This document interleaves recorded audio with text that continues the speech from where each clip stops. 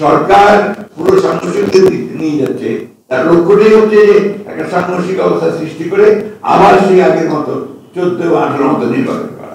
গত কয়েক বছরে ক্ষমতাসীন অবৈধ সরকার প্রায় 50 লক্ষ নেতাকর্মীর বিরুদ্ধে প্রায় 1,42,000 মিথ্যা ও গায়েবী মামলা করে নিপীড়ন ও জুলুমের যে নিকৃষ্ট রেকর্ড স্থাপন করেছে।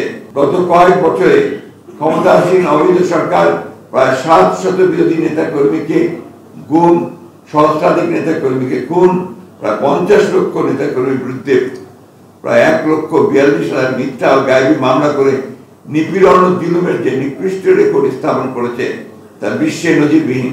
আমরা দেশনেত্রী বেগম খালেদা জিয়ার মুক্তির জন্য আমরা একটার পর একটা কর্মসূচি দিচ্ছি।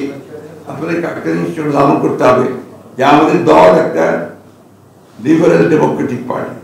আমরা শান্তিপূর্ণ গণ আন্দোলনে বিশ্বাসী, মানুষের সঙ্গে নিয়ে আমরা আপনার এগুচ্ছি।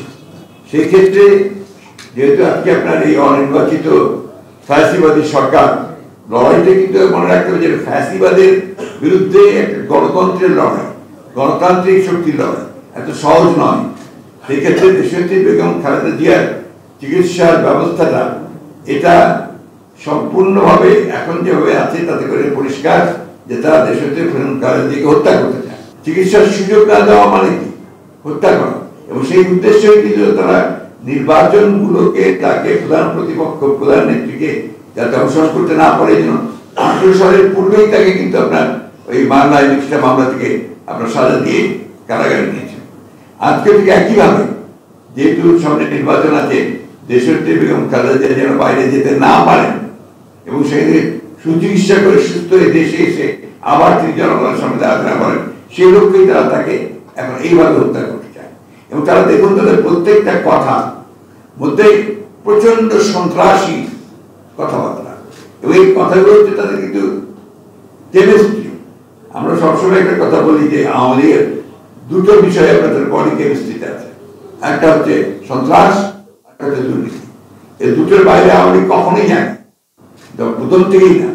এই সেই কারণেই আজকের এই লড়াই, এই সংগ্রাম, জনগণের যে সংগ্রাম, এই সংগ্রাম আপনার দিন থেকে প্রতিদিনই তীব্র থেকে তীব্রতর হচ্ছে।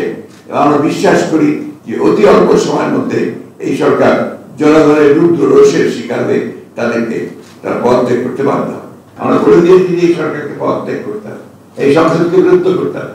নির্বাচন নিয়ে আমাদের ভাবনা একটাই যে এই সরকারকে সরতে হবে, এবং এছাড়া বাংলাদেশের কোনো মুক্তি নেই। নট অনলি ফর ইলেকশন, আপনি দেখুন বাংলাদেশের কোন রাজনৈতিক দলটা এক্সেপ্ট তাদের পদলেহনকারী কয়েকটা দল ছাড়া আর কোন রাজনৈতিক দলটা বলেছে যে নির্বাচন হবে। সরকার পুরো সাংঘর্ষিকদের নিয়ে যাচ্ছে, তার লক্ষ্যটাই হচ্ছে যে একটা সাংঘর্ষিক অবস্থা সৃষ্টি করে আবার সেই আগের মতো 14 বা 18 মতো নির্বাচন করা। একতরফা কোনো ভোটার উপস্থিত হবে না, তারা আবার দেখিয়ে দেবে যে নির্বাচিত হয়েছে। আমরা বরাবরই বলে এসেছি যে একটা বিষয়ে আলোচনা হতে পারে, এছাড়া অন্য কোনো বিষয় না। সেটা হচ্ছে নির্বাচনকালীন সরকারের বিষয়ে, অর্থাৎ তত্ত্বাবধায়ক সরকারের বিষয়ে বা নিরপেক্ষ নির্বাচনের বিষয়ে আলোচনা ছাড়া আর কোনো বিষয় আলোচনা